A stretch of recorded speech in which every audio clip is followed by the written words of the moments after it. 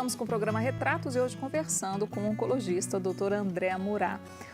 Doutor Murat, a gente falava no bloco anterior sobre a importância da prevenção e a gente está num momento muito oportuno da gente falar e levar essa mensagem de prevenção do câncer, No outubro, dedicado, o Outubro Rosa, dedicado ao câncer de mama, não é isso? Isso. E em novembro também o Novembro Azul, dedicado a essa questão da prevenção do câncer de próstata dos homens. Hoje, qual é a maior incidência de câncer? É câncer de mama? É câncer de pele? Nas mulheres, câncer de pele a gente não considera, porque normalmente as pessoas não morrem de câncer de pele. Sim. Então a gente não coloca no cômputo, no cálculo.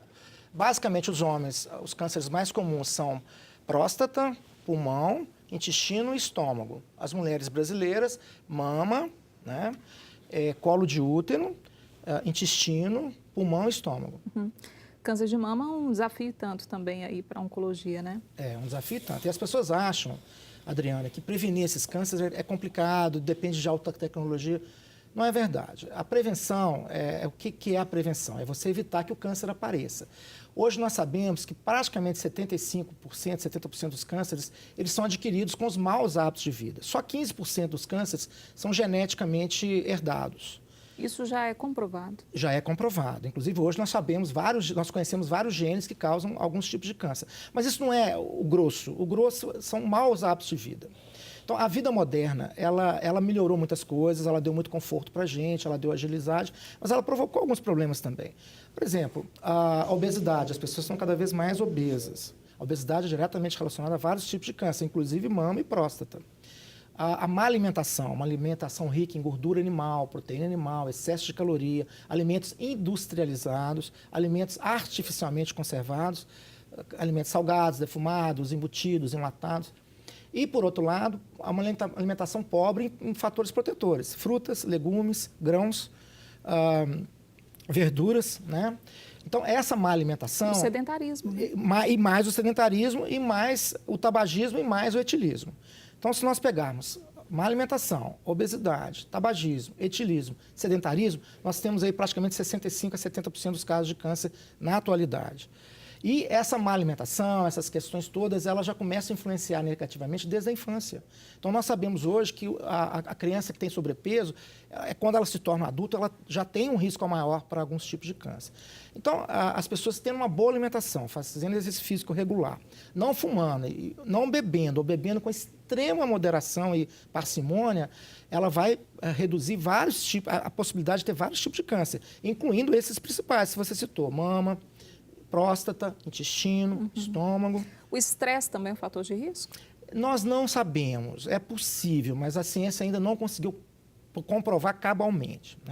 Agora, o diagnóstico precoce já é uma situação que você detecta precocemente para que a pessoa não morra daquele câncer, para que ela possa ser curada. Aí já entra a questão dos autoexames, A pessoa, quando fala em autoexame, acha que é só mama. Não.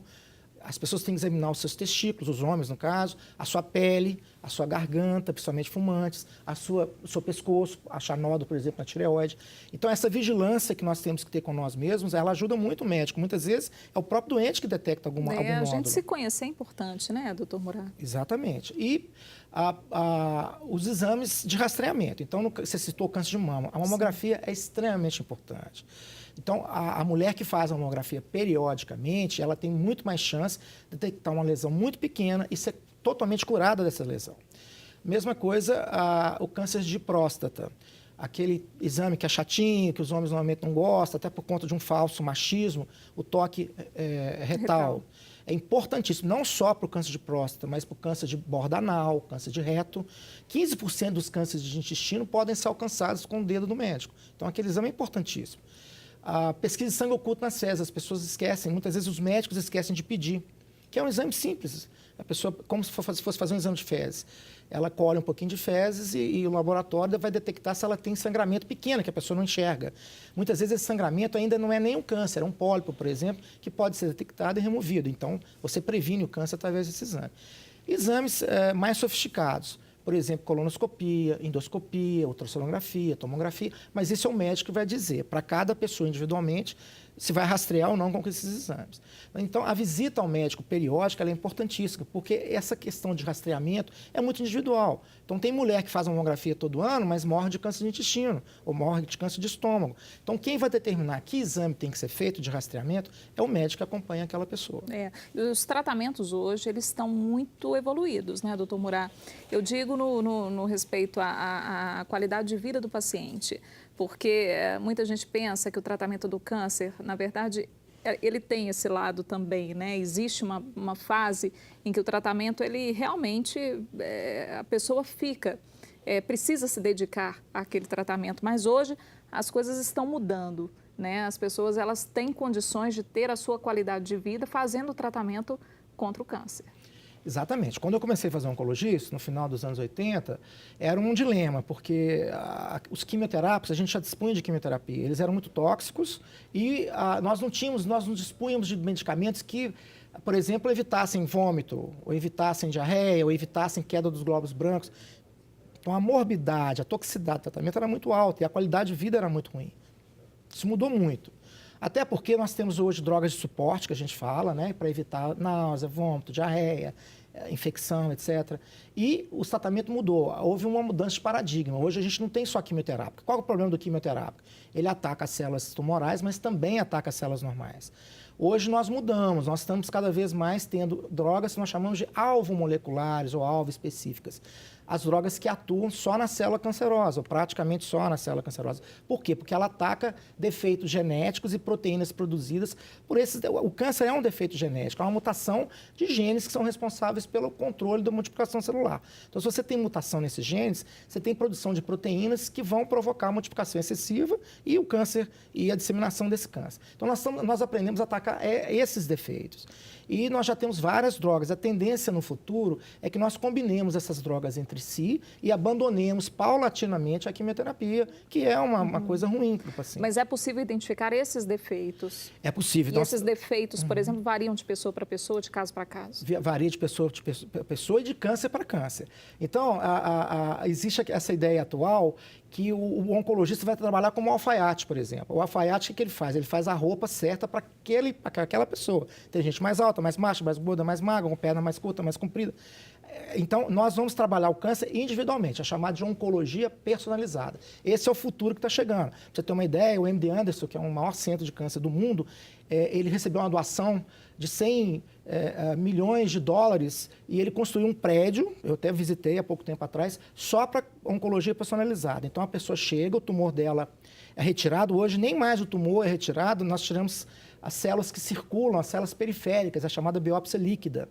E essas células, então, são colocadas numa máquina e são analisadas. E, dependendo do defeito genético, você vai escolher uma droga ou mais drogas para se combinar, como o tratamento da AIDS. O tratamento da AIDS é o quê? Um coquetel de drogas antirretrovirais. Então, o câncer está caminhando para isso. Nós vamos cronificar a doença. A pessoa tem a doença, mas a doença não se manifesta. Ou se manifesta muito pouco, e ela tem uma vida normal, tem uma sobrevida normal, como acontece nos pacientes com AIDS. Fazendo aquele controle. Fazendo aquele controle e tomando aquele coquetel. O senhor é um dos coordenadores dessa pesquisa, né, doutor Murat? De uma delas, Nós estamos, no caso, nós temos várias pesquisas em andamento, Sim. Mas especificamente no câncer de estômago, Adriana, nós descobrimos que o câncer de estômago, 70% dos casos, nesse estudo, por exemplo, nós já temos esse dado, 75% dos pacientes têm uma mutação num gene chamado CMET. E esse gene produz uma proteína, né, que é acoplada através de uma ligação de um receptor, e essa proteína emite uma mensagem para a célula multiplicar e formar o câncer. Então, foi desenvolvida através de um laboratório uma droga que é um anticorpo anti essa proteína. Como é que até que o método de obtenção é fácil. Você pega essa proteína e injeta num rato, no camundongo. E o camundongo faz anticorpo contra essa proteína. E está ali o medicamento. Se você aproxima aquele produto, você enxerta proteínas humanas para não ficar alergênico, né? Não dar reação alérgica, e o medicamento está pronto. Então, o que nós estamos fazendo? Nós estamos pegando esse medicamento, juntando com a quimioterapia e aplicando nos pacientes com câncer de estômago avançado e com a perspectiva de que nós vamos conseguir uma regressão tumoral muito mais eficiente. Quais têm sido os resultados? Olha, foi feito um estudo de fase 2, que é um estudo pequeno, né? Nós utilizamos aí menos de 200 pacientes. Nesse estudo, foi dada a quimioterapia com essa droga, em outro grupo foi sorteado, ninguém sabia o que estava tomando, a quimioterapia com placebo. O grupo que tomou essa droga, que é um grupo pequeno, é um estudo preliminar, houve uma taxa de resposta, ou seja, os tumores regrediram com mais eficiência e os pacientes sobreviveram mais. Então, nós passamos por um estudo de fase 3, que são 700 pacientes, que são sorteados também. Então, o paciente toma a melhor quimioterapia disponível, com a droga ou com o placebo, né? E aí, depois, no final, nós vamos avaliar qual foi as respostas dos pacientes que tomaram a droga e tomaram o placebo, e aí comprovar se há benefício. Nós estamos muito entusiasmados, porque o estudo de fase 2, ele já, apesar de um estudo pequeno, ele mostrou benefício. Então, nós acreditamos que esse estudo também vai reproduzir, embora a gente não possa confirmar. A gente vai falar sobre as outras pesquisas também que estão em andamento. Daqui a pouquinho, depois do intervalo, a gente está conversando com o doutor André Murat, que é um oncologista, é o nosso convidado do Retratos de hoje. Daqui a pouquinho a gente está de volta. Fique por aí.